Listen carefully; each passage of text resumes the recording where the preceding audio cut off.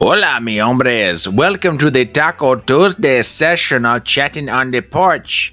My name is Senor Front Porch Conservative. Oh, what the hell am I doing? Hi, how are you doing out there in internet land? My name is Brian Trippett. I am the Front Porch Conservative. Welcome to the Taco Tuesday session of Chatting on the Porch. That fun thing we do that we do so well through the week, getting together, seeing what's going on in the world, talking about the news, seeing if we can't figure it all out, trying to make sense of it all, and looking at each other and saying, that's okay, we're going to make it. We're on Rumble, we are on Twitter, and we are on that quaint little alternative social media platform known as YouTube.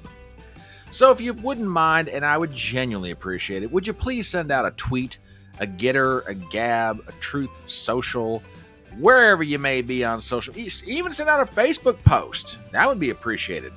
Send out the link to this live stream. Tell your friends to get in here and say, hey, come on in. This guy might be a little bit weird, but he's making a lot of sense. And we're going to get into the subject of weirdness tonight. Believe me, that's going to be a topic du jour, as they say in Paris. As they say, among other things in Paris these days. And going, sacre merde.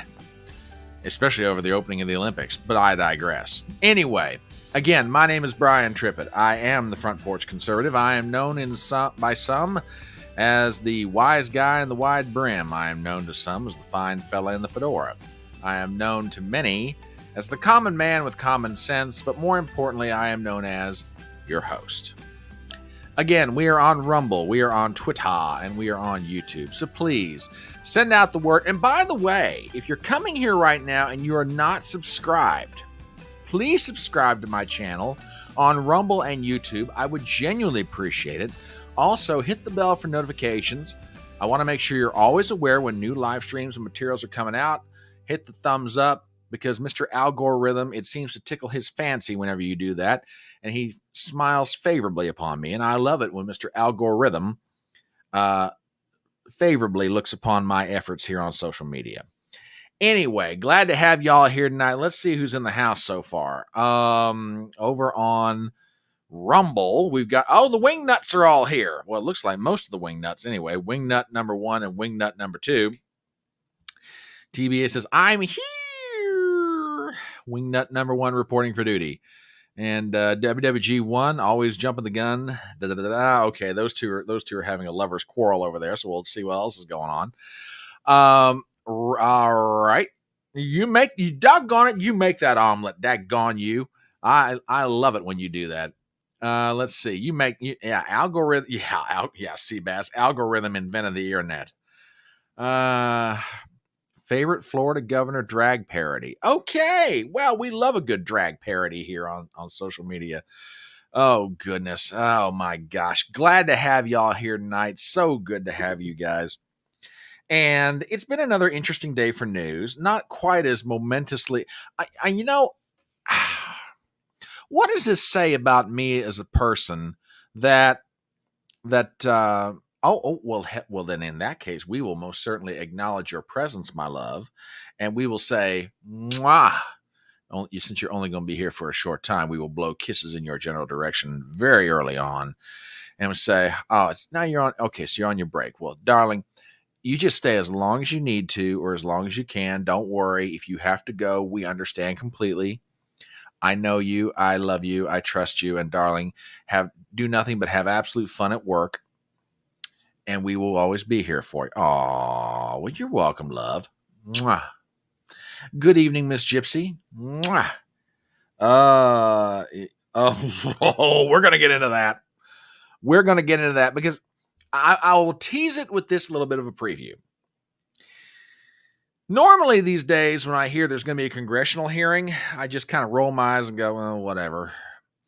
Because more often than not, they produce more heat than they do light.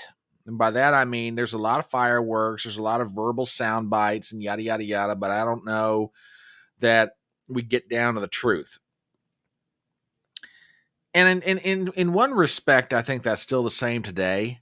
However, I think the amount of stonewalling that's being done by the Secret Service right now is just absolutely unacceptable. And I don't blame Republican senators for blowing up today at the committee hearing. And we got some examples of that. WWG1 says, Brian never blows me kisses. Well, fine, WWG1, here. Mwah. There you go. There you go. Yeah, I mean, well, I was just getting ready to say, what does it say about me in particular? I can't speak for y'all, but what does it say about me that when I'm not getting momentous news coming down the pike every single day, that I think it's a boring day, even though the news that is happening today, though perhaps not historically momentous, is just as important. And I'm kind of going now, yeah,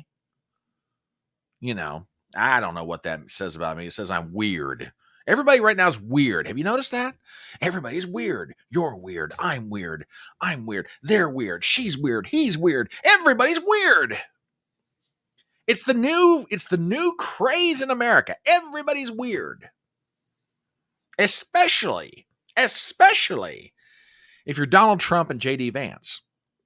But especially even beyond that, on top, the cherry on top of the cake for weirdness right now is apparently JD Vance. Oh my God, JD Vance is just weird. He's just, can you believe this? What this guy?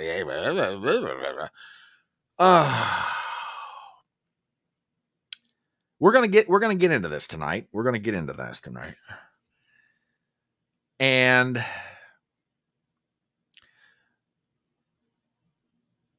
yeah, well, that might have been last night on White Dudes for Harris. What we saw some of that. Just saying. Oh boy. WWG1 says weird is the new Macarena. You may now TBA wants me to blow him a kiss too. Well, fine. Mwah, there, TBA. There, you got your lip smack. I hope you're happy. Lord Almighty, just using me for blown kisses. That's all y'all are, I tell you. Oh yeah, brother. I'm with you. I'm absolutely with you on this. I can't disagree with you. I mean, this is just, and the irony of it is, Christian, the irony of it is the genesis of this weirdness, supposedly, is a 30-minute speech from 3 years ago. That the supposed genesis, and we're going to get into this here in a minute. So, brother, I'm glad to see you here. Well, now see, but this is now see, that also gets to another question. Why are we weird?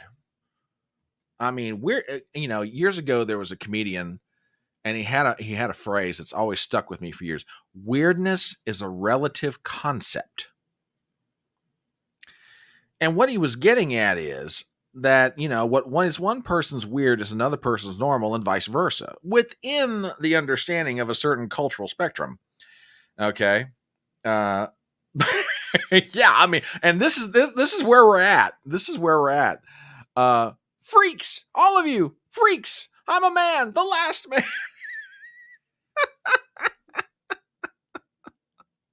Oh gosh, I love you guys. I really do. I love you. WWG1 says it's weird to not cut off your penis. Apparently to some people. Yeah, exactly. But yeah, I mean, I'm glad Christian Watson's here in the house tonight because his, I'm gonna go back to this, and yeah, I know the days of which he speaks. Of William F. Buckley Jr. and the legendary Christopher Hitchens, both of them long gone far too soon from this world. But even though they may have disagreed with each other, whether they were debating each other on stage, on television, or whether they were debating separately, it was sort of an understood. You may not agree with them, but they're not weird because they have an idea different than you are. That's just, I'm like you, my friend. I'm just, yeah. But this whole weird thing, I want to get into this. And I didn't think I would have to do this because, well, no, I should have known better than to say that. When the Democrats are like an old junkyard dog, when they get their teeth sunk into a bone, they are not going to let go until you unfortunately have to rip it out of their jaws. And this is one of those instances. Now, I want to set this up.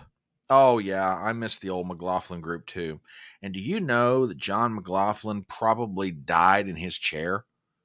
I saw the tail end of the McLaughlin group when the legendary John McLaughlin was still alive, and bless his heart, I don't know how old he was off the top of my head when he passed, but he was literally doing episodes of the McLaughlin group right up to the time he died. And I mean, bless his heart, he at the end, he did not look good. Bless his heart. Loved that show though. I can remember, and I'm old enough to remember, when the panel was, let me think of how this went. Pat Buchanan, Fred Barnes, Jack Germont, and Mort Kondracki. And John McLaughlin was the moderator. Oh, man, I miss those days. Miss those days. Yeah. All right. So let's get into this. I didn't think I'd have to get into this whole subject of weird that's presently the great craze in the Democrat Party and about to apparently take over the cultural zeitgeist that is the United States of America right now. But I give the Democrats this. When it comes to messaging discipline, they are, I'm not kidding, they're like a junkyard dog. It gets a hold of a bone. You are not going to get it loose unless you rip the sucker right out of their jaws. Okay? And you know, Seabass, you bring up a point that we're going to get to momentarily.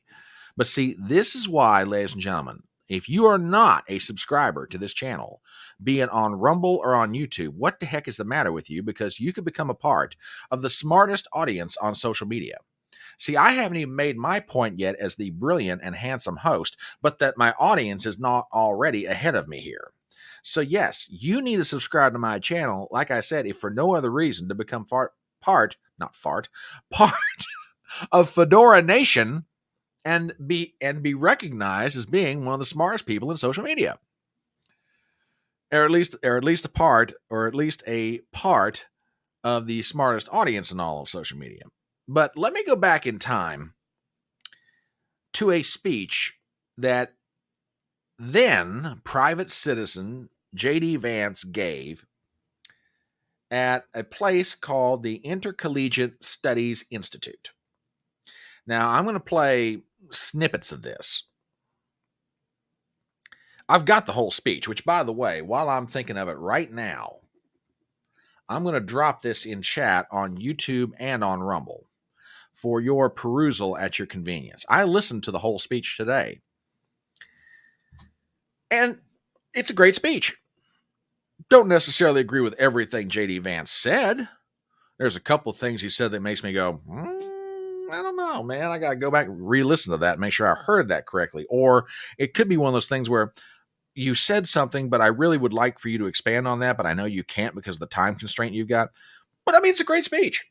30-minute address before the Intercollegiate Studies Institute.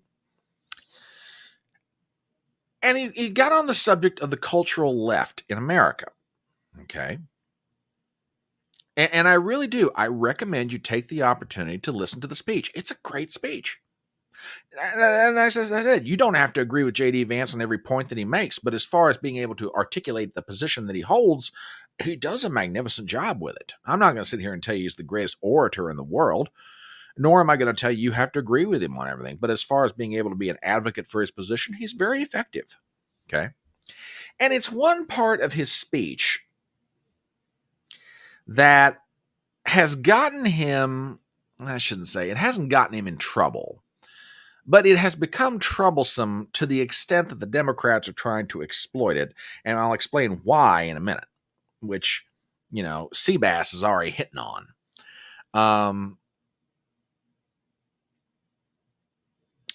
So I'm going to go ahead and play this. Let me get this thing set up. As always, do me a favor. Give me a sound check on this. Let me know if you guys can hear it okay. And this is clipped together by folks of the Megyn Kelly Show. They sort of did me a favor here. The whole clip that I would love to play in its context runs about 4 minutes. And I really don't want to play the whole 4-minute clip, but her staff does a fantastic job here. So with that, do me a favor, and we're going to listen to this and get into a discussion of it. I want to take aim at the left, specifically. Hold it. Ugh. I love and hate my computer. Just a moment. You infernal, wretched piece of chattering microchips. Good God. You make me crazy. All right, hang on a minute. Let me reset this back up. It would take me but a moment. Okay. Alrighty then. All right, let's try this again. As always, give me a sound check. Let me know if this is coming through. And here we go. Wait. TBA says, you need a gamer computer. They're faster. Yeah, I really do. But right now, the cheddar cheese, just saying. All right, hang on a minute. Let me set this up one more time because now I'm worried about one more thing. Give me a second here. Okay. Let's try this once more with feeling. Okay. As always, give me a sound check. Let me know if this thing's working. And here we go. I want to take aim at the left, specifically the childless left, because I think the rejection of the American family is perhaps the most pernicious and most evil thing that the left has done in this country. Consider all of the next gen of the Democrat Party. The names are obvious. They're well-known people. Kamala Harris, Mayor Pete Buttigieg, who's now the Secretary of Transportation, Cory Booker, AOC. Think all these people. They're different. They come from different walks of life, different parts of the country. What is the one thing that unites every single one of them? Not a single one of them has any children. Look, a lot of people are unable to have kids for very complicated and important reasons. There are people, of course, for biological reasons, medical reasons, that can't have children. The target of these remarks is not them. It's important to point that out. It is one thing to recognize that there are people who don't have children. It's one thing to recognize that there are people who don't have children through no fault or choice of their own. But it's something else to build a political movement invested theoretically in the future of this country when not a single one of them actually has any physical commitment to the future of this country. Kids are the ultimate way that we find healthy people, at least I think, self-meaning in life. We should treat this as a crisis in this country. And we should send the signal to the culture that we are the pro-family party and we're going to back it up with real policy. Okay. That, let's call it minute and a half, 2 minutes, okay, is a very interesting argument. And the argument is that it's a multifaceted argument, but basically I'm going to do my best to try and accurately sum up basically what the argument is. Vance's criticism of the left in America right now is it seems that they are building a political movement that is based on individuals that have no children. Come from, as he said, comes from all different walks of life, but have no kids. He said, well, I don't. And Vance's basic position, if I'm understanding it correctly, is that, they're trying to make decisions for all Americans, and yet they have no stake in that they have no children of their own. And the point that he's trying to make, at least as I understand it, is that children ground you in a particular way and will influence the decisions that you make, so that the decisions aren't necessarily for the generation you find yourself in. It's going to be to benefit them as they go. Now, as I say that, an old quote comes to mind from one of my heroes, John Adams. And it's a similar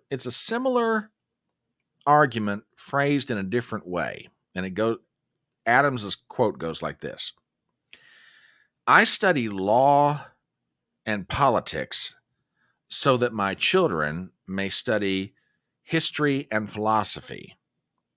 If those children study history and philosophy, it is that their children may study music and poetry. The idea being that what we do in the generation in which we find ourselves redounds forward or down to the generation that comes after us, so that hopefully the things they have to deal with are not nearly as hard as the things we're dealing with now in the generation in which we find ourselves. It's similar to Vance's argument. He's saying it in a slightly different way, but it basically amounts to the same thing. Now, that speech was from 3 years ago. And like I said, I dropped the link in chat on both sides. If you guys want to listen to it, up to you. If not, totally up to you as well. TBA says, the argument is childless people do not have a commitment to the future of the country. Therefore, they should not be in positions of power to make public policy. That's the argument. We pay it forward by having kids. Should we raise them with good moral standards? That's the argument. Now, are there individuals who perhaps by circumstance or by choice, they are not married, they don't have children? Should they, be excluded from being able to make policy that benefits their community, their city, their county, their state, their country? No, I'm not saying exclude them. I don't think Vance is saying that either. Okay, but what he's saying is, as a whole, in the totality, the left, as embodied in the current Democrat Party, has a whole group of leadership of childless individuals who are trying to make policy for a nation. Okay. Yeah, one could always adopt children, if they truly wanted to. I'm sort of at a point in life, I don't see marriage happening, nor do I see children happening. So, I can kind of live with where I'm at. But that's just me. I'm weird that way. Weird, don't you know? Childless cat women and childless cat men. No, with men, we'd have dogs if we're childless. There you go. But you get my point. So that speech was about 3 years ago. Now, the left, and more particularly the Democrat Party, is doing everything they can to try to hamstring Vance. And like I said, you can agree with J.D. Vance, you can not agree with J.D. Vance. And by the way, I am not here trying to defend J.D. Vance. I'm just saying, I'm setting the table. You guys make up your own mind what you think about all this. But I find this to be a fascinating thing, because of what it leads to in the second subject of tonight's live stream. Okay. Now, after J.D. Vance gave that speech in July of 2021, he gets invited on the Tucker Carlson show when Tucker was still on Fox News. And what happens next is an exchange between the two of them. And there is a phrase that J.D. Vance utters that is now in various circles coming back to haunt him. So let's get into this. So Tucker has just finished, setting this up. And here we go. So there are two kinds of people who run for office, and one category is really big, one category is really small. The big category is people who just want to get to office because they want to prove something to their absent or alcoholic fathers, or fill some empty space inside, or have power over you. That's almost everybody. Then there's a small category of people who run for office because they really believe something and they've got something to say.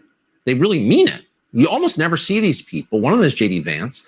He didn't need to run for office, but he is. He's running for Senate in Ohio. And since the second he announced, places like the Daily Beast and the Washington Post and the Atlantic, the axis of protectors of the ruling class, have gone crazy. They hate him. They really hate him. And that's how you know he means it. Well, the latest example came on Friday in Alexandria. J.D. Vance made a pretty obvious point. He said the childless left, that's how he put it, lacks, quote, physical commitment to the future of this country. Quote, why is this just a normal fact of life for the leaders of our country to be people who don't have a personal and direct stake in it via their own offspring? That's what he asked, and they went completely bananas. So we thought it'd be interesting to talk to J.D. Vance about what he meant and what it's like to be attacked for saying things that are so obviously true. He joins us tonight. J.D. Vance, thanks so much for coming on. So tell us that was just a very short snippet of a much longer speech, and a really interesting speech that people, I think, should read. But what were you saying? Thanks, Tucker. And by the way, if folks want to help us out, jdvance.com. Every little bit helps if you can throw us a couple bucks. But look. Even back then, you had to know the guy was going to be a good wingman for Donald Trump. He knows how to ask for a campaign donation. But anyway, I move on. What I was basically saying is that we're effectively run in this country via the Democrats, via our corporate oligarchs, by a bunch of childless cat ladies who are miserable at their own lives and the choices that they've made. And so they want to make the rest of the country miserable too. And it's just a basic fact. You look at Kamala Harris, Pete Buttigieg, AOC, the entire future of the Democrats is controlled by people without children.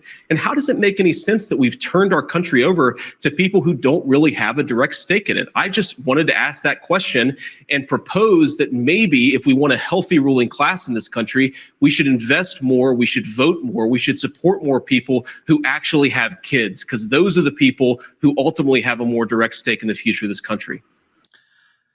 Childless cat ladies.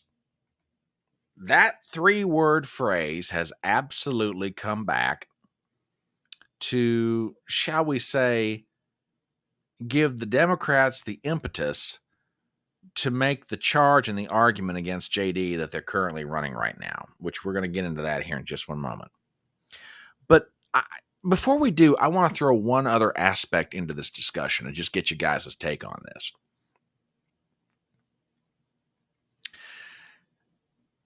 Let's diffuse this grenade, if we may, because I was thinking about this today. Take the whole question of children out of this.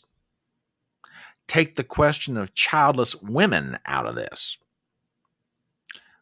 And substitute the phrase skin in the game. Okay? Here's the point that I would make. Okay? Vance is using the argument that children are the ultimate form of skin in the game. In other words, if you've got kids, that you're going to make decisions that hopefully make the place where you live, or the place that you're in, the government that you're involved in, be it local, state, federal, okay, that you're gonna make good decisions that redound to the benefit of your children. Okay, all right, makes sense. Take kids out of it, or better yet, I'll do you one better than that. Let's go back to would it have been the 17th century? Yeah, probably the 17th century, maybe early 18th century. John Locke's treatise on government. Life, liberty, and the pursuit of property. Oh, no, I don't disagree with that. I don't disagree with that either. That's a fair point, completely fair point. You know, that's why I'm saying take the question of children, take the question of childless women or parents out of it. Substitute the expression skin in the game. The argument's valid. If you don't have skin in the game, should you really be in the ruling class? Look, at one time in this country, we had an argument that said if you don't own property, you don't get to vote. I don't necessarily have a problem with that idea, by the way. Because basically the understanding or the argument was you're not going to do anything in taking the vote that will be injurious to your rights to property. Vance's argument is, okay, kids are a good grounding influence, and that hopefully, with notable exception, that they will cause you to make decisions that redound to the benefit of the generation that comes after you, i.e. your kids. Okay. Not necessarily a bad argument. But the whole childless cat ladies expression is absolutely come back to haunt Vance. And at this point, I would argue it's a temporary distraction to the Republicans. Now, how effective are the Democrats when it comes to messaging? Oh my God. Well, you know, I've got a 2-minute montage here. And when I detest everything that the Democrats stand for politically, but I'll give them this. When it comes to messaging, man, are they good. And when they get a hold of a phrase or a word, they drive this sucker home. For 2 minutes, check this out. Some of what he and his running mate are saying, well, it's just plain weird. These guys are just weird. That's who they are. As weird and creepy as J.D. Vance. Super weird idea from J.D. Vance. Yeah, it's not. I mean, it's quite weird. They're just plain weird. Just plain Weird. Just plain weird. That stuff is weird. They come across weird and then they start being weird. Yeah, they're weird. Being a really weird. He's such a weirdo. Donald Trump and his weirdo running mate, they're weird. Deeply and profoundly weird. They are weird. These Republicans just being weird. It's just weird. It's really weird. Republican weirdness goes even deeper. He said a lot of things that are weird, a weird style that he brings, weird policies. Let's start with the weird thing, because it is a thing. Just plain weird. What was weird was talking about Diet Mountain Dew. Who drinks Diet Mountain Dew? You ever seen the guy laugh? That seems very weird to me that that an adult can go through 6.5 years of being in the public eye. If he has laughed, it's at someone, not with someone. That is weird behavior. Weird and cultish. These are weird people on the other side. He kind of doubled down on his weird ideas. I think weird is probably generous. Simply weird. These guys are just plain weird. Vance as weird. You know, as the campaign said, weird. It really is just plain weird. JD Vance, plain weird. I mean, I don't know how else you could read it. Weird. It is kind of weird. We're not afraid of weird people. The other side, they're just weird. Why are you being so weird? Vance has done something more extreme, more weird. No matter what kind of weird stuff they keep saying. Trump and Vance are just weird, in addition to being dangerous to democracy. That's the weird part that's the most engaging. Whom he addressed as my beautiful Christians, which was super weird. Weird tech bro, JD Vance. He's a weird guy. JD Vance, uneasy and sort of weird. Frankly, for lack of a better word, that he's weird. Sarcastic remarks that aren't even funny, and he kind of shows that he can't really deliver a one-liner. So, Sam, weird is the word here in terms of initial impressions from Vance.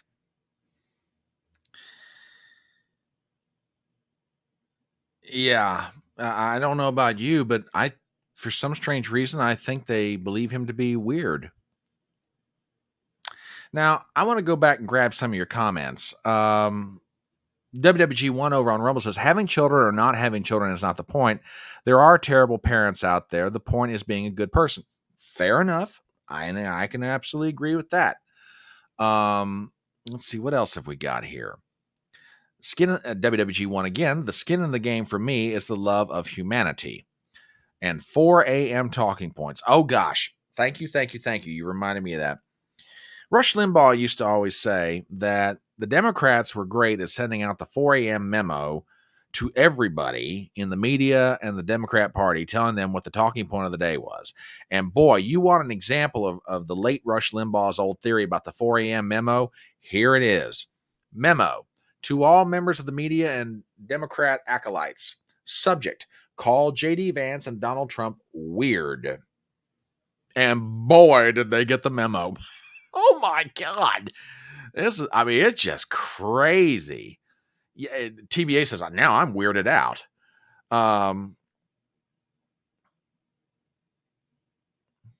Okay.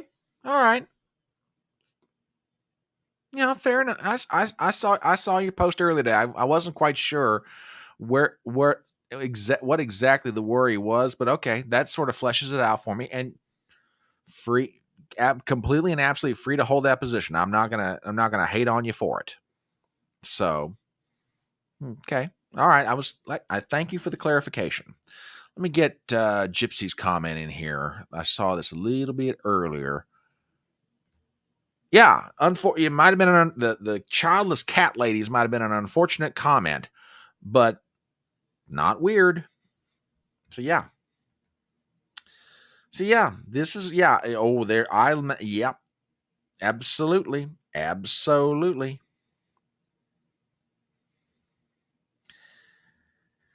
Yeah, and on it goes. Well, Vance has tried to respond to this, and there's a really good article from the UK Daily Mail. I will drop this in chat on both sides. There's a couple of things out of here I wanted to pick out. And there you guys go. Let me find what I'm looking for before I pull this up real quick. Hang on one second. Okay. Yeah, here we go. Yeah, right. All right. Now I found what I'm looking for. Here we go. From the UK Daily Mail, headline, J.D. Vance doubles down on childless cat lady comments again as he is grilled on Fox News about the Republicans who don't have kids. Vance attempts to explain the childless cat lady comment in attack on Democrats in an article by Sarah Ewell Weiss senior political reporter for the dailymail.com, we have the following. GOP vice presidential nominee J.D. Vance pushed back on critics of his childless cat lady comments, claiming those putting him on blast lied about what he said. The 39-year-old Ohio senator appeared on the Fox News show Sunday Night in America with Trey Gowdy, where he doubled down on what he meant. Quote, if you look at what the left has done, they've radically taken this out of context and, in fact, aggressively lied about what I've said. What I do think is true, Trey, and this goes to the heart of what I was talking about 3 years ago in those comments, but it's going to be something I continue to talk about, is that the left has increasingly become explicitly anti-child and anti-family, he continued. The appearance Sunday night was Vance's latest efforts to explain his remarks in recently resurfaced clip from 2021 that has received fierce criticism from Democrats and prominent women.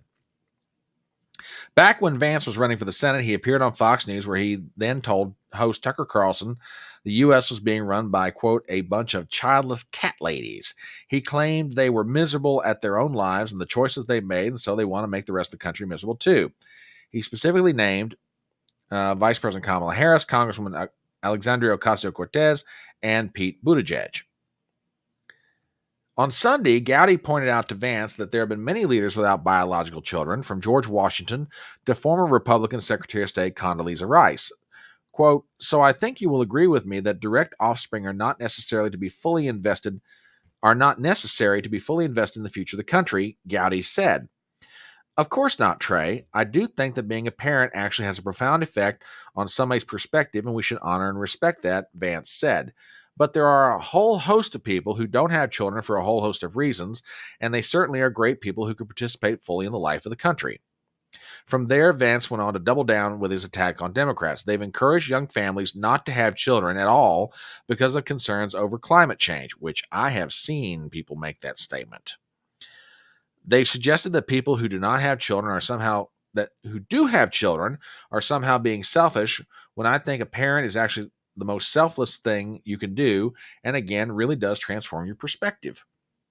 So there you go. He's out there, the boy's out there trying to defend himself from this. Now, like I said a moment ago, I think this is a temporary distraction. I genuinely do.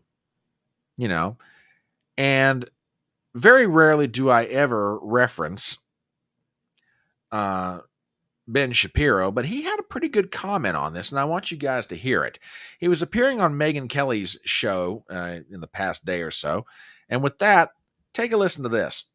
On my show today, I talked a little bit about the sort of weird slur and the fact that they're using this. Again, to me, this is all projection, because there are only two ways in which a candidate is weird. One is sort of interpersonally weird, right? So you might say somebody who laughs strangely and who starts jabbering about coconut trees. That might be a little weird. JD. Now that sounds like Kamala, but I could be wrong. He is not that, right? When JD talks, JD is actually perfectly normal. You watch him on TV, you watch him give a speech. He's like a normal person who is talking. If anything, he lies on the sort of dull side in terms of his sort of affect. Right? He's not somebody who's electric on TV. He's not like Vivek, very live, right? He is exactly kind of normal when he's on TV. And then there's weird positionally. And here's where you get something sort of fascinating. According to the left, what makes you weird is believing that it is actually of moral benefit to the United States for people to have children. That's JD's actual position. It also happens to be the biologically correct position, which is that if you wish society to propagate itself, it's very important that on a moral level, people have kids. So apparently. Well, there you go. And I, you know what? I give Shapiro credit. I think he makes a very important and valid distinction. There's weird in terms of personality trait, and then there's weird position. Well, you may disagree with Vance. You may agree with Vance. That's fine. But I mean, and I think Gypsy said it best. You might not like the comment, but it's not weird. I mean, like I said, agree with Vance, don't agree with Vance. It's a perfectly valid argument. You might, like I said, you might find evidence to the contrary. You might feel he's wrong. You might make an argument against it. But it's a valid position, at least for him to advance anyway. So yeah, right now it's a minor distraction. Now, what do I think the Republicans ought to be hammering on right now? Well, before I get to that, why is it a minor distraction? Well, ask yourself a question. Has anybody heard from Kamala yet has she given a policy speech anywhere? Has she told us what she wants to do? Has she said what her position is has she said what her position is on what she's going to do about the border? Now, she's told us that supposedly she's against fracking. I have heard that. I've seen a press release to that effect. Supposedly, she's come out against getting rid of the child tax credit, as I understand it. But past those two things, I can't really think of a thing she's done or a thing she said policy-wise about what it is she wants to do. However, for the past roughly now, call it 9 days, we are in the midst of Kamala mania and, a collective cacklegasm, or at least some people are having a collective cacklegasm over Kamala Harris. But I am yet to hear anything this woman wants to do. And it is the theory of some, and I can't necessarily disagree with this idea. The Democrat Party, or the Democrat operatives that are running Kamala's campaign right now, are going to do everything they possibly can to keep her from having to stake out a policy position. This has the potential for the next 97 days to become the biggest personality-driven contest in American political history for the presidency. Bigger, perhaps, than what Barack Obama was in 2008. Now, don't get me wrong. At least in 2008, you had some idea of what, Barack Obama wanted to do. You may not have agreed with it, but at least you had some idea what he wanted to do. I am yet to hear Kamala Harris lay out a hard and fast set of policy positions. WWG1 says they can't push Kamala over the finish line. The media started too soon. It will backfire. You might be right. You might be. Did she now? Well, me darlings, I was wondering when this one was going to come out, don't you know? Sorry, I slip into a little Irish every now and then. So she wants to confiscate the guns, does she now? This should be interesting, but I gotta. Let's see. Yeah, but I mean, aside from what Robert's just mentioning now, and aside from a few other things, nobody's heard her lay out, what does she want to do on tax policy? What does she want to do about Ukraine? What does she want to do about Israel? Are we gonna keep these situations going in the world, or is she gonna try and work to bring about peace? Now, Trump's already said what he wants to do on Ukraine and Israel. Stop the killing. Let's get peace negotiated, or at a minimum, a cessation of hostilities. You know where Trump's at on that one. He's not hiding that from anybody. You haven't heard boo one word from Kamala. I have not, yet to hear a major address about foreign policy. Oh, yeah, she had a photo op with Benjamin Netanyahu, which, according to some people, didn't go very well at all. But nothing. So I said this is a minor distraction. What should the Republicans be focusing on? I'll tell you what. I got a real good example of it right here. This ad just started running today. Folks, do me a favor. Check this out. It runs about 30 seconds. I'm Donald J. Trump, and I approve this message. This is America's border czar, and she's failed us. Under Harris, over 10 million illegally here. 250,000 Americans dead from fentanyl. Brutal migrant crimes. And ISIS now here. Do you have any plans to visit the border? You haven't been to the border. And I haven't been to Europe. I don't understand the point that you're making. Kamala Harris, failed, weak, dangerously liberal. That's a good ad. I'm not sure it's the best that it can be yet, but then again, who am I to criticize how an ad is created? It's good. It's effective. And if they're going to use that one, baby, you better pound that thing home, because people do not realize where she's at on the border. I mean, yeah, social media, we've been talking about, is she the border czar? Is she not the border czar? The normies don't know that, baby. Pound that position home. Tell them. Show them. Show them the resolutions in Congress where they reference specifically she's named border czar by Biden. Show the speech where Biden names her as the border czar. That's how you defeat Kamala. You let the American people see where she's at on the issues. Don't sugarcoat it. Don't get cutesy about it. Just lay it out there and just drive it home. Let's see what other comments have we got around here. Going back to the question of what is weird. Weird equals walking around as if you're a cat or a dog. Oh boy, that's a whole other discussion of weird. WWG1 over on Rumble says there are weird hobbies as well. I know a guy who collects used underwear. Ew. Ew. God. Ugh. You got some interesting friends, WWG1. That's all I'm saying. Very interesting friends. But, what you do in your private time, if you want to collect used underwear, I'll stop you. But anyway, that is what's going on with this whole subject of weirdness, which is going to lead us into our next topic. But before we do that, let me do a real fast commercial here. If you have happened upon this live stream and you're looking at this dashingly handsome fellow on the other side of the camera, you might be asking yourself, who is this guy and what the heck is all this about? Well, let me tell you. My name is Brian Trippett. I am the Front Porch Conservative, and you have stumbled your way upon Chattin on the Porch. One of the finest live streams in the whole of social media, where I, as your humble host, get together with a whole bunch of people, collectively known as Fedora Nation, the smartest audience on the internet, by the way. And we get together and we talk about what the heck is going on in the world. We get together Monday through Thursday night, around 7:30 Eastern. We review the news, talk about it. We give our views. We give our takes. Sometimes we agree. Sometimes we disagree. And you know what? That's okay. People are allowed to disagree with me all they want to. We're just here to try and figure out what the heck is going on and give our take on the whole thing. We like to have fun doing it. So long as everybody's respectful to each other, you are welcome here anytime you want. So if that sort of appeals to you, would you do me a few favors? Number one, on both Rumble and on YouTube, go ahead and subscribe to my channel. I'd really appreciate it. Number two, hit the bell for notifications. I want to make sure you're always aware when I'm putting out new live streams, new whatever it may be, okay? Also, go ahead and hit the thumbs up. Mr. Algorithm likes it very much when you do that, and the more you hit the thumbs up, the more he looks favorably upon me and my little going concern of a channel, so I would really appreciate that. And finally, make sure you share the link to this live stream around. I'm trying to build up this little audience and make it the biggest audience on the internet if I can do it.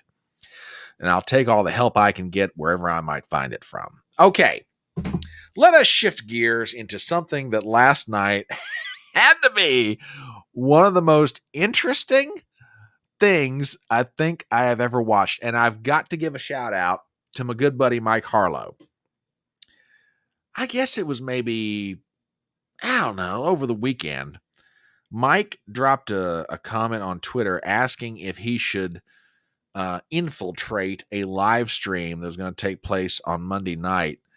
That's something about white dudes for Harris. And I went, what the heck are you talking about, boy? And so sure enough, there was an event on social media last night. It was a fundraiser for Kamala Harris. And it's called, literally White Dudes for Harris. And you got a trucker hat and you got a logo and all that good stuff. Let's do our part to help elect Kamala Harris Monday night, July 29th. Virtual meeting at 8 p.m. Eastern, and gives the link, whatever.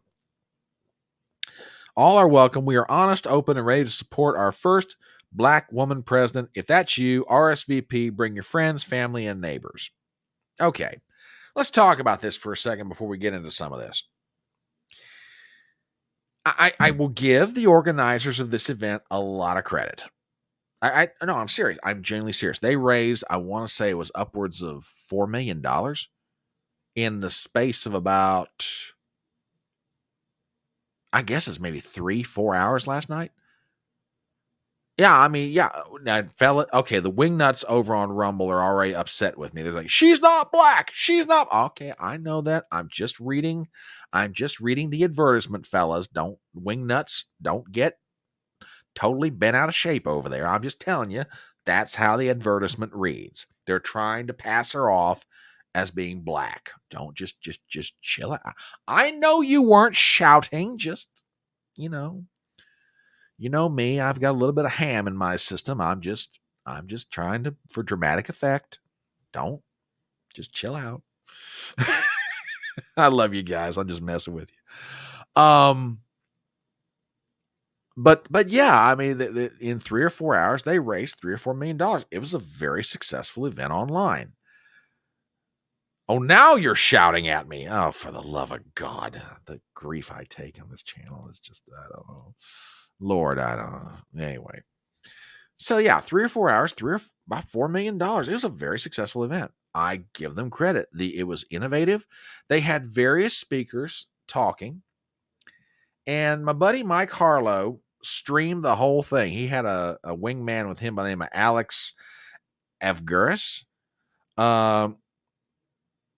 Oh, yeah. Oh, really? You don't think they raised the $4 million? Okay. All right. Well, they're claiming they raised $4 million. Let me put it like that. Okay. So Mike, I guess you call it, what do you call it? Snipe streaming? Anyway, he was, no, I have not seen this yet. I don't think I have. Well, no, wait a minute. I did think I saw something from Lindsay today, and I may have retweeted it, but I'll go back and look. But right off, I don't remember exactly how it read, but I think I know what you're talking about. Yeah. Well, hang on just a second. Now you're gonna make me look for this, or I should say, now I'm gonna. You were in chat with Mike Harlow last night? Oh, okay. Okay. All right. Hang on a minute. I got to see if I can find this James Lindsay thing, because this just, I think I know the comment that Gypsy is referring to.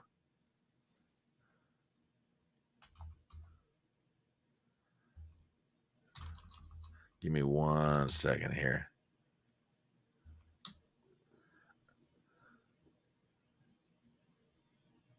Yeah, here it is. I think I just found his Twitter page. And come on. Tell me I can find this quick.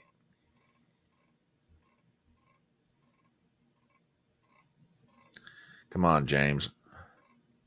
Where you at, son?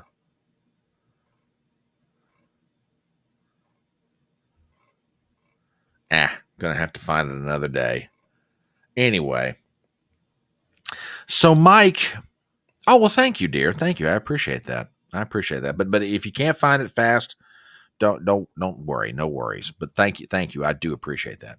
So Mike is live streaming this last night, and I don't know. Well, yeah, it was kind of torturous. I don't know if I watched it to watch the event itself or Mike's reaction. And I think I watched it for Mike's reaction. Mike was priceless.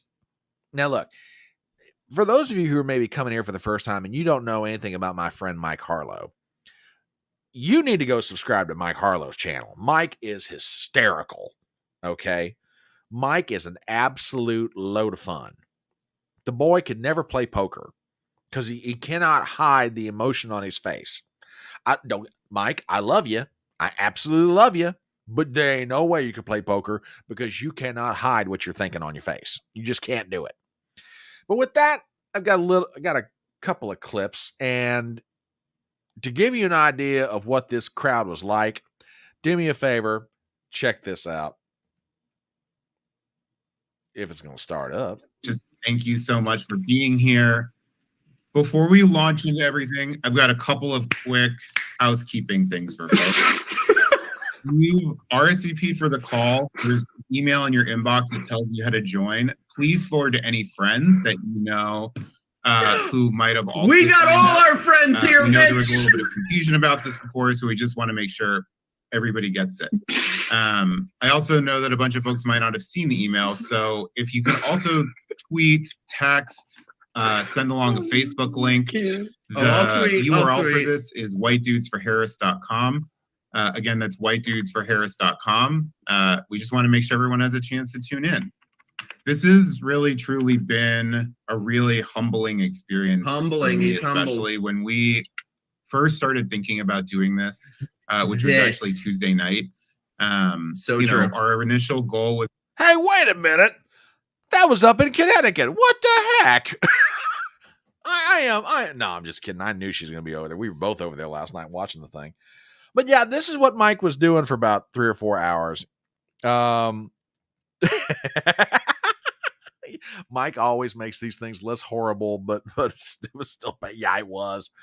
I mean, look, anybody, if you want to support Kamala Harris, that is entirely up to you.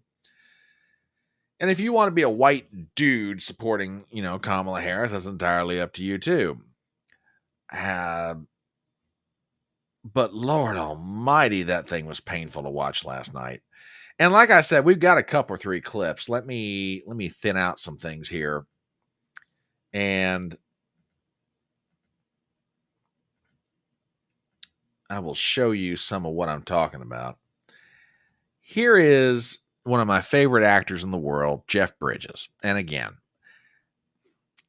well, let me get into something for a second. And I guess I'm not sure what point I'm making as much as I'm telling you a little bit about myself. Do I know that Hollywood actors, a significant portion or a significant percentage of them, are politically liberal? Yes, I do. Do I happen to agree with their political stances? No, I don't. Does that mean I'm necessarily going to stop watching movies? No, not really. If I see a movie that intrigues me enough to go spend the money, I'll go to the movie theater. Although that's becoming a rarity anymore because most everything is all about streaming. But yeah, I'll lay down the money to go see a movie at the theater if I think it's really good, even though I think the actors, are of a political persuasion that I don't happen to agree with. So like I say, am I surprised that somebody like a Jeff Bridges is showing up for this thing? No, not necessarily. But yeah, he was there. And I tell you what, we've got a little clip from him. And we'll go ahead and play it. So with that, let me pop this up on screen. And here is the inestimable Jeff Bridges. I can't hear myself, but that's okay. We can hear you. Oh yeah. Okay, great. Okay, good. So great to be here, Ross. I gotta laugh because I accepted the invitation. I was brought to the party not so much as being white, and I certainly am, but because I'm a dude, So a friend sent me this email today with your hat on there, and I said, "Oh, I gotta have one of those. I qualify, man. I'm white, I'm a dude, and I'm for Harris." So wonderful to be here. And I dug what you said, Maurice. That's really, terrific. The fact that you're here, you're a black man here with us white guys. I had no idea that this whole thing that we're up to was based on Black women for Harris, right? And so it kind of morphed into white dudes for Harris. And I'm excited, man. I think, the fact that Joe has passed the baton so beautifully, and Kamala is just so certainly our girl. I can see her being Prez. I'm so excited. Oh, no, I'm sorry. I love Jeff Bridges. Jeff Bridges is one of my favorite actors and has given so many great performances over the course of a 50-year career in Hollywood. But, buddy, dude, seriously, that was just cringeworthy. Just absolutely cringeworthy. Yeah, Ruben? Yeah, that's it all possible. By the way, something just occurred to me. What is one of the, how shall I say this? What's one of the ways you know that somebody's a Trump supporter? Wearing a red hat. It just dawned on me, the whole black and white trucker hat, white dudes for Harris, they're trying to appropriate one of the they're trying to appropriate off of Trump. It just hit me. Oh my gosh.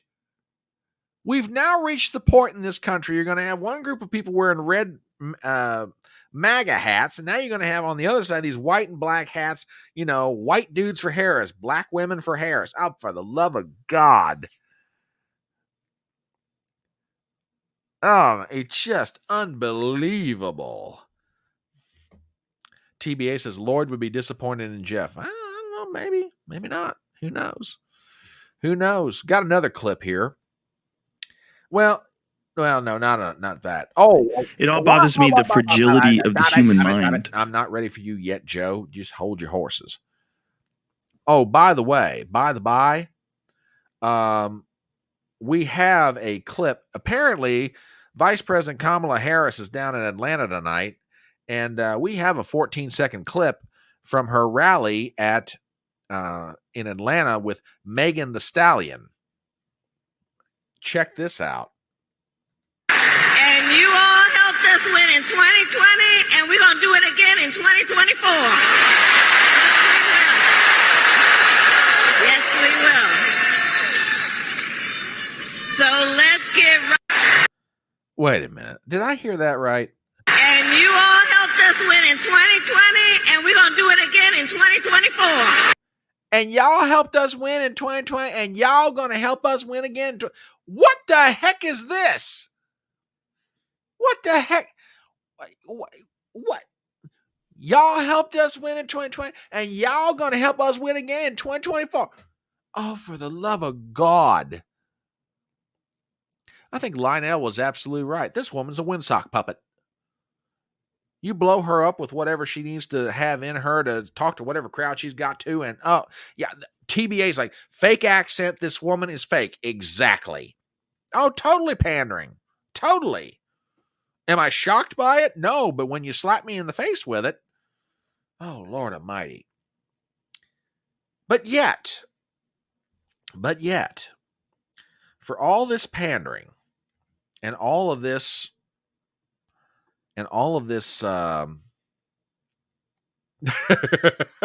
TBA says, does she have hot sauce in her purse too?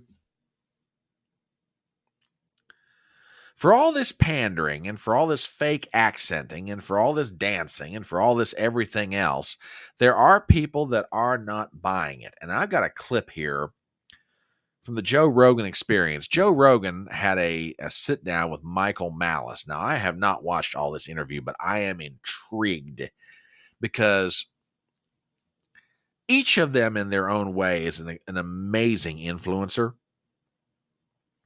And I don't even, what is an influencer anyway? Well, it's someone who influences other people. Now, but what is that? What does that do? What does that even mean?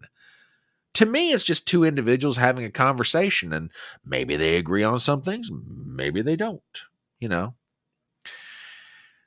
But Michael Malice sat down on Joe Rogan's show, and they had an interesting conversation. This runs about 2 minutes. I want to play this for you.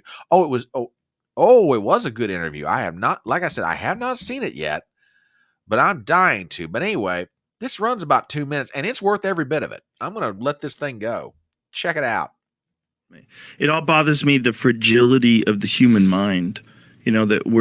So everybody forever was like, Kamala Harris is the worst vice president. She's the least popular vice president of all time. And then in a moment in time, all of a sudden she's our solution. She's our hero. Everybody's with her. All these social media posts about her. Try Googling a negative story on her. You won't find one. So, ta-da! Okay, you've got me started, Officer Harris. So,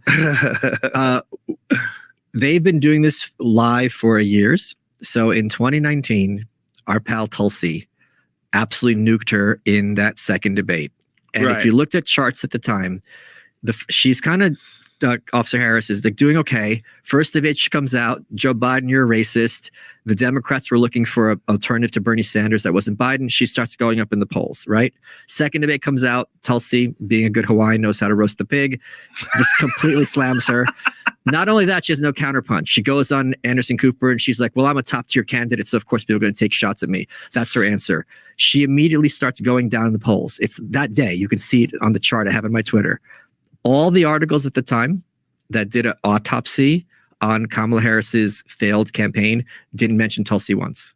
Yeah. It was BBC, LA Times, Reuters, New Yorker. A guy from the Washington Post just did a piece looking back on her campaign. Didn't mention Tulsi either. Wild? They completely pretend it didn't happen. Well, it just shows you that what they're looking for is not what they say they're looking for. Yes. Because she is a strong woman. She is a person who served overseas twice. She in a medical unit, so she got to see people blown up by the war.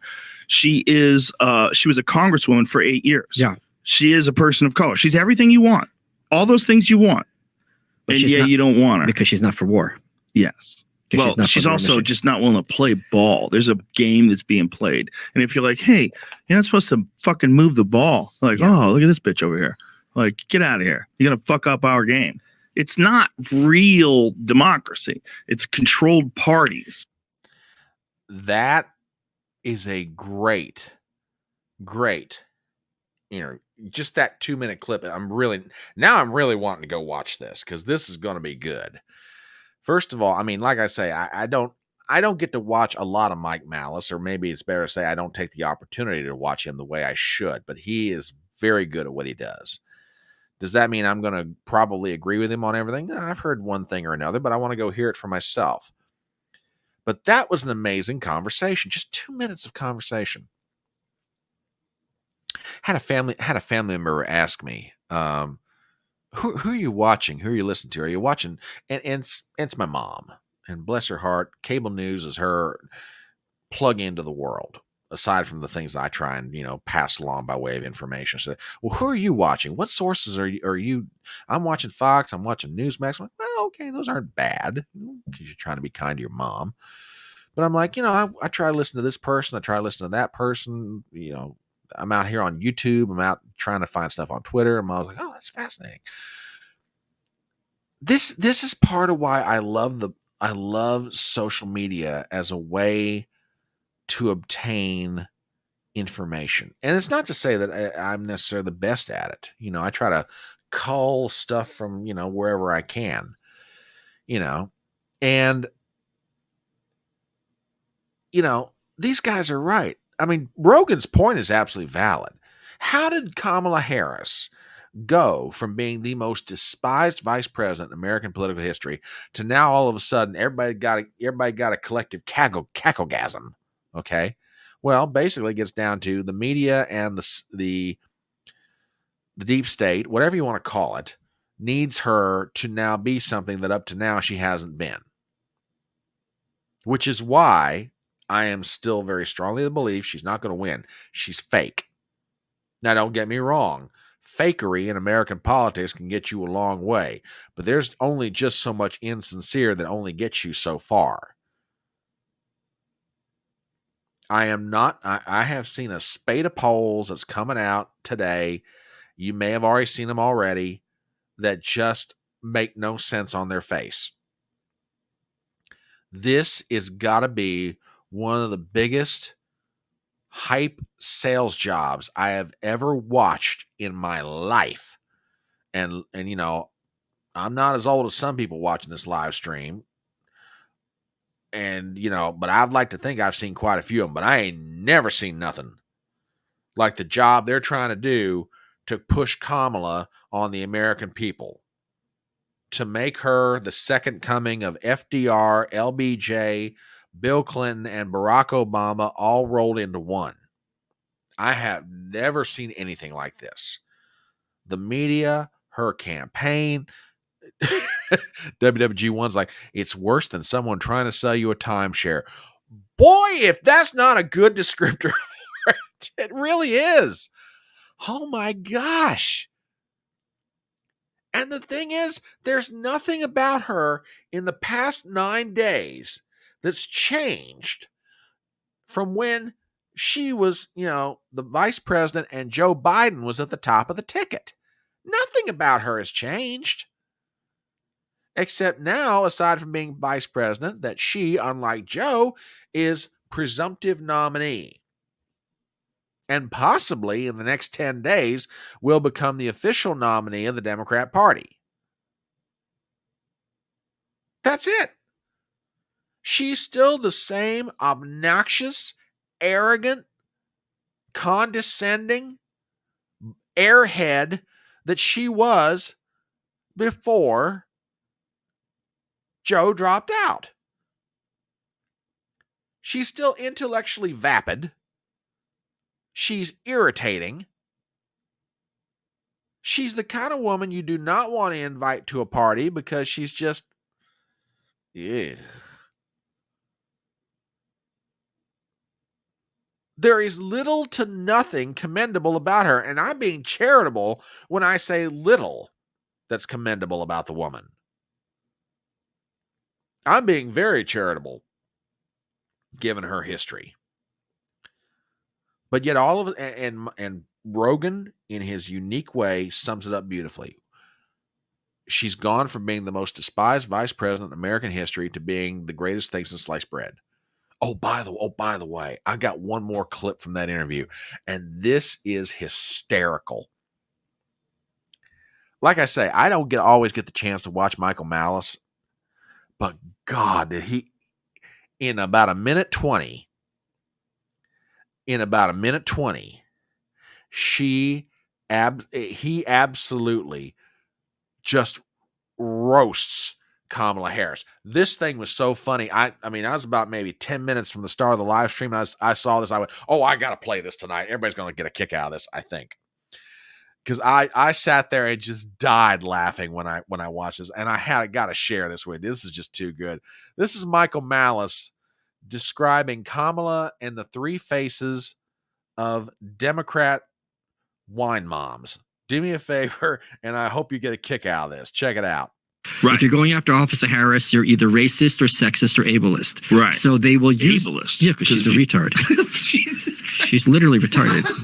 I mean, Ukraine is a country in Europe, and Russia is another country and a powerful country, and Russia invaded Ukraine, and that's wrong. What's really important is what can be unburdened by what has been. I think of her as America's wine mom because bitch seems like she's 3 deep by noon, and she's got the 3 faces of wine mom. She's got happy drunk. Oh my God, this cereal's got a rabbit on it. It's so great. Cackling, cackling, cackling. Then there is trying to drunk at work, where you're trying to make sense, but you don't. Space is around us all and unites us all and inspires us all. And then there's I'm being stern so you don't realize how plastered I am, and I'm making a point. Dr. Little Girl was me. Now I'm going to go upstairs and don't knock on the door because I'm going to pass out. So those are her 3 ways she talks, and those are the wine mom faces. Ukraine is a country in Europe. It exists next to another country called Russia. Russia is a bigger country. Russia is a powerful country. Russia decided to invade a smaller country called Ukraine. So basically that's wrong.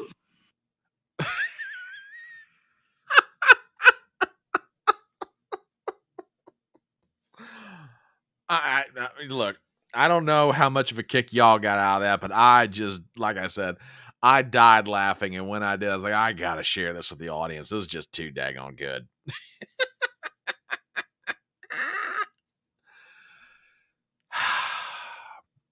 Hey.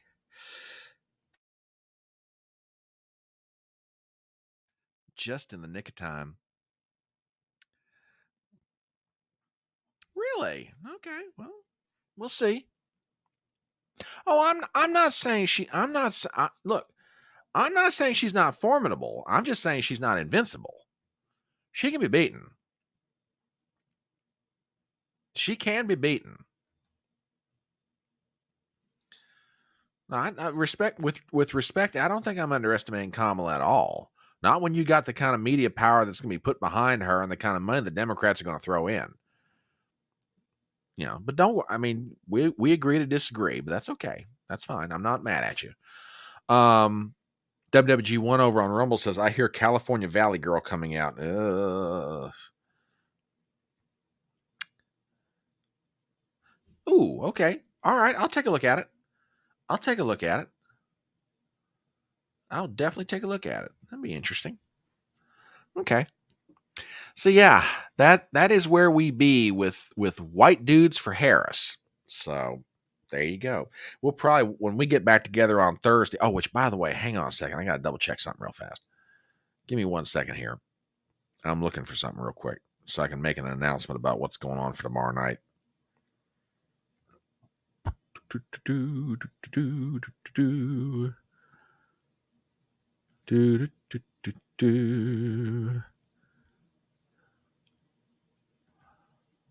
And okay. All right, that answers my question. All right, I can tell you now, guys. Okay. Yeah, when we get back together on Thursday, we'll get into some more stuff related to polling and other such things. But yeah, I think that's where we be. So, please explain what. Okay. Yeah. Normally, I'd be doing Chatting on the Porch tomorrow night, but my friend Tracy Barkley from the Keto and Crime channel has invited me on for a movie review.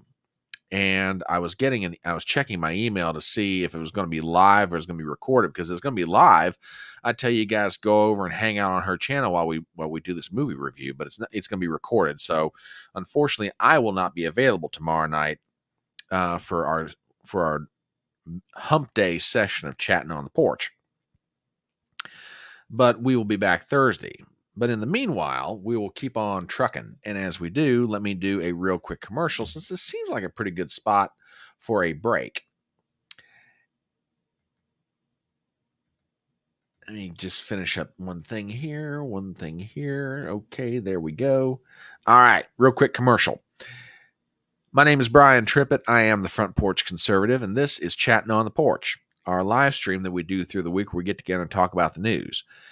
As you can tell, it's a fairly lively conversation, a lot of fun, a lot of laughs, a lot of seriousness, some people agreeing, some people disagreeing, but we all love each other, and we kind of hang out together as a community, which we lovingly refer to as Fedora Nation. And if that's the sort of thing you'd like to be a part of, then please, by all means, subscribe to my channel on Rumble and YouTube, and go ahead and hit the bell for notifications to make sure you're always aware when I'm getting ready to do something. Also, hit the thumbs up tonight and share the link around. It would be greatly, greatly appreciated. Okay, hang on a second. I have to do something totally gross. And for this, I'm going off camera. Give me 1 second, and I'll be right back.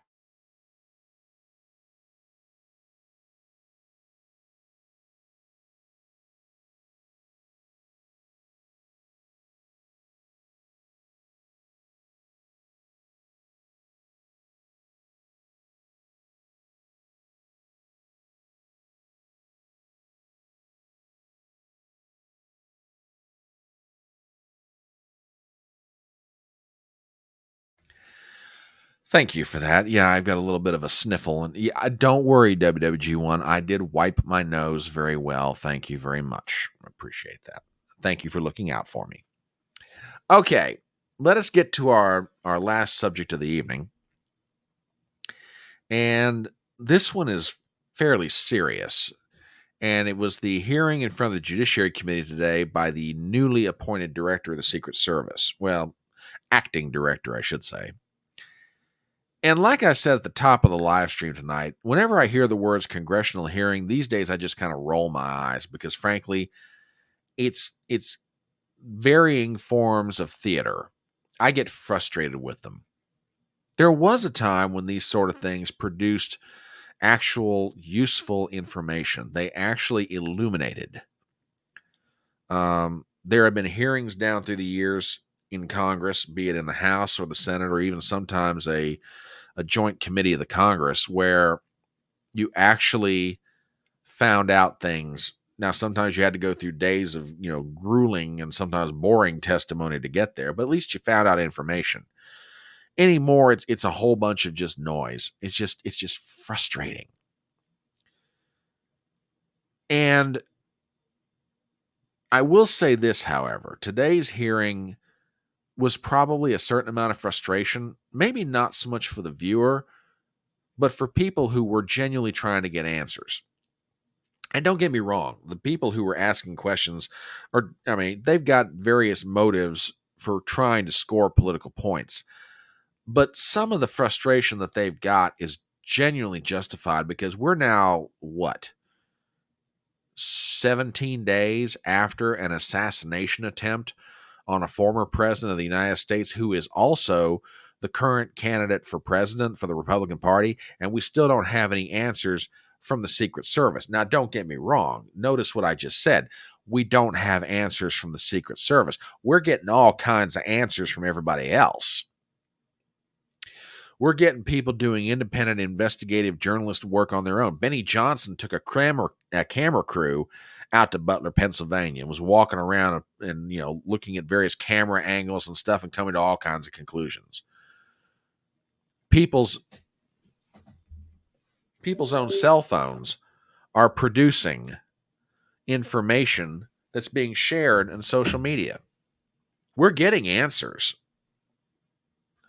We're just not getting any answers from the institution that ought to be answering the questions.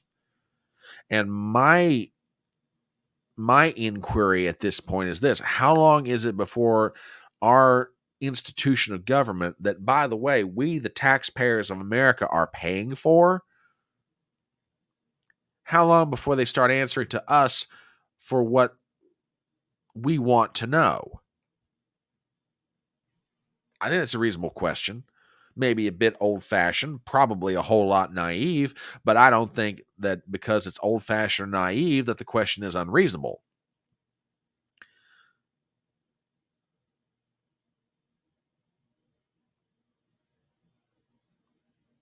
Oh, really? Really? I have not seen this. Interesting. Very interesting. Okay. Try and check that out. Yeah, I mean, the senators who were asking questions today, and I've got some clips here, like I said, there's a certain amount of political points that they're trying to score. I don't dispute that. Okay? I get it. I like to think I get it anyway. But the frustration in their voices is coming through, and understandably so.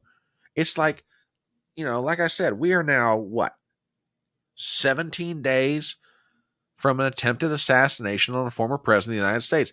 And the institution that's supposed to be giving us the answers, it just seems like they're stonewalling, they're spinning their wheels. Now, are they going to give us answers? I don't know.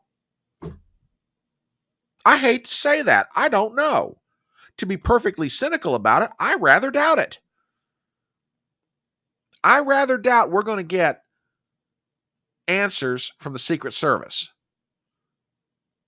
which to me is bad on so many levels. And here's the one level that makes me even more frightened. I mean, look, it's been going on for years now, the slow erosion of trust in the institutions of government. Okay? Now, I'm not talking about the normal, healthy skepticism that Americans have about people in political power. I'm talking past that point. I'm talking about we're now reaching the point we don't trust the system of government that we are supposedly in control of and it's supposed to be working for us. Again, old-fashioned notions, I get it. But now it's 1963 all over again, with the exception that instead of a dead president, we have one that's still alive, but by the grace of God. But the same things that were happening post the gunshot in 1963 are happening right now. People are asking questions. People want to know answers. We've got a government that's not giving anybody answers. Senators and congressmen are asking questions, and the institution that's supposed to be answering is just not doing anything. Oh, we're still in the midst of an investigation. Really? So are the American people, and apparently they're doing a hell of a lot more than you are right now. With just these little things right here and sharing of information among themselves. I mean, think about it. We're finding out more about what happened in Butler, Pennsylvania from independent content creators on social media and from eyewitness accounts than we're getting from our own government, which is supposed to be investigating the damn thing. So you begin to understand the frustration that people are feeling. Yeah, great question. Great question. I saw a clip over the weekend, and I don't think I played this last night, but I wish I had. The Pennsylvania sniper team, the state police sniper team, sat down with a guy from ABC News. And to a man in this group, I think it was like 9 of them, 9 or maybe 10, they all said, yeah, the Secret Service was supposed to have a meeting with us before the event. They never met with us. We never heard from them until after it was over. And the interviewer said, "Are you really? What happened then?" He's like, "Well, by then it's too late. The shot's already been taken." But they never, according to the Pennsylvania State Police sniper team that was supposed to be handling this thing, they never had any consultation from the U.S. Secret Service. Nothing. And they've got no reason to lie. I mean, they've got no reason to lie about it. Why should they? Because it's not their protective detail. It's the Secret Service's job. They're just utilizing state and local law enforcement trying to help out the Secret Service. And according to state police in Pennsylvania, they were never contacted by the Secret Service sniper team to coordinate. Nothing. So it's with that. I've got 2 or 3 clips here. I'm not going to play them in their totality, but I think you're going to get the idea of how things were going for the acting director of the Secret Service. This is Josh Hawley of Missouri. And I don't know if this is before or after Ted Cruz, but I'm telling you right now, between Hawley, Ted Cruz, and even Mike Lee and John Kennedy of Louisiana, they put this guy over the grill. So here's a little bit of it. American is dead, that other Americans were critically wounded. Isn't that enough mission failure for you to say that the person who decided that building should not be in the security perimeter probably ought to be stepped down? Now, before we go further, I do want to make a point. And I probably already know the answer to my own question here, but I think it does deserve to be said. You mean we're 17 days past the assassination attempt on a former president of the United States? And another person whose channel you ought to be subscribed to, by the way. And good evening, Welsh. We're 17 days past an assassination attempt on a former president of the United States. And with the exception of Kim Cheadle, ain't nobody at the Secret Service lost their job over this. Like I said, I probably know the reason why, but worth pointing out. Back to Hawley's questioning. Senator, I think you're using the word decided, and I think we need to allow the investigation play out to include. So who did make the decision then? If it wasn't the lead site agent, who made the decision not to put that in the security perimeter? Senator, you're zeroing in on one particular agent. I want to find out exactly what was the entire decision process. So I think I want to be neutral and make sure that we get to the bottom of it and interview everybody in order to determine if there was more than one person who perhaps exercised bad judgment. Well, sure. My question is, why don't you relieve everybody of duty who made bad judgment? So yeah, you're right. I am zeroing in on somebody. I'm trying to find somebody who's accountable here. And you're telling me that the person who made the decision not to include this in the perimeter has not been relieved of duty. What about the person who's in charge of the interoperability of radio frequencies between local law enforcement and Secret Service? Has that person been relieved of duty? No, Senator, because interoperability is a challenge, is a greater challenge than just one person. On that day, we had a counterpart system. It failed. As the person who made the decision to send Donald Trump onto stage knowing that you had a security situation, has that person been relieved of duty? No, sir, they haven't. Has the person who decided not to pull the former president off of stage when you knew that, in your words, the locals were working a serious security situation, has that person been relieved of duty? No, sir. Again, I refer you back to my original answer that we are investigating this through a mission assurance.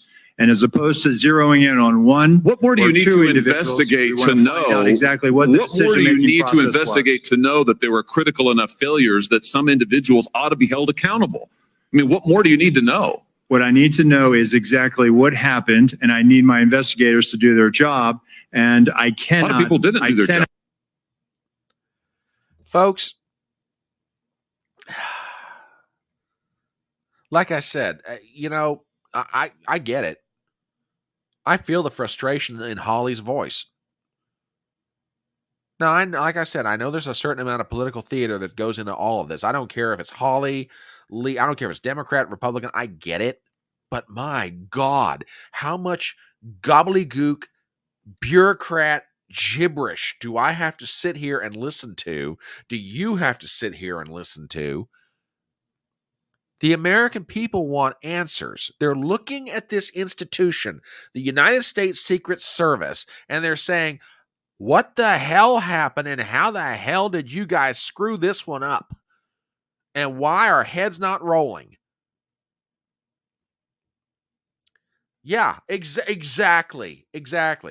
Throwing everybody else under the bus, not a single person willing to accept responsibility. And if they're not doing that, this is one of the biggest CYAs in the history of governance. Cover your asset. Anyway, that's Josh Hawley. Cruz was just as bad or worse than Hawley, and totally understandable. Here he is speaking with acting director Ronald Rowe. So I'm reading from the Washington Post, July 20th, 2024. Secret Service said to have denied requests for more security at Trump events. The opening paragraph, top officials of the U.S. Secret Service repeatedly denied requests for additional resources and personnel sought by Donald Trump's security detail in the 2 years leading up to his attempted assassination, according to 4 people familiar with the requests. Is that right, that repeatedly the Trump detail asked for more resources and repeatedly Secret Service leadership turned that down? That is not accurate, Senator. Assets are requested. There's a process that is made. And how many requests did the Trump team or the Trump detail ask for? I can get you that number in a queue. You don't know now. So I can speak to the ones that were reported in the Washington Post, and we can go through them if you like. But you don't know how many requests there were. In general, how many requests since 2021 that the former Trump detail has made a request for assets? You've had 2 weeks. You had a spokesperson put something out that is false on its face. By the way, did you approve this statement when it went out? I don't know if I did or didn't, Senator. Has this spokesperson, is he still employed? Does he still have a job? He is still employed, Senator. So he lied on behalf of the Secret Service. He still has a job. Did your predecessor, the former director, does she approve this statement? Senator, our comms team, they send out statements. They do deconflict them and they put them out. Did she approve this statement? They deconflict them? Well, I know what it means, and I know what he's trying to do with using a fancy bureaucratic phrase. But it's like, oh my gosh. WWG wants the genius of bureaucracy. No one's responsible. Ain't that the truth? Just unbelievable. Let's keep going with this. Everybody's mad. Everybody's frustrated, and understandably so. I don't know if she did or did not. Senator. And you don't know if you did either. I don't recall approving it, Senator. Will you commit to provide this committee in writing every written request for additional resources from the Trump campaign or the Trump detail and every response from Secret Service? Senator, I will commit to providing responses and getting you the information that you are seeking. Let me ask you something. And who makes the decision to deny those requests? Did you make that decision? Which requests? Are you talking about the ones that were in the Washington Post? Yes. The process, sir, is that a detail will make a request for either staffing, technical assets, that is handled between the field office and the detail. It goes up to a logistics office between our okay, so there's a bureaucracy. Is there a decision maker? It's not a bureaucracy, Senator. Give me the person that's a decision maker. Is there one? Senator, it's a conversation. It's not just an absolute yay or nay. So let me tell you what I believe. I believe that the Secret Service leadership made a political decision to deny these requests. And I think the Biden administration has been suffused with partisan politics. Did the same person who denied the request for additional security to President Trump also repeatedly deny the request for security to Robert F. Kennedy Jr., whose father was murdered by an assassin and whose uncle was murdered by an assassin? Did the same person make that decision? Senator, what I will tell you is that Secret Service agents are not political. Okay, you're not answering my question. But you know what? Leadership appointed by the president, by the president is political. I have a simple question, yes or no. Did the same person deny the Trump request that also denied the RFK request? That's a yes or no question. Senator, that is not a yes or no question. The hell it's not.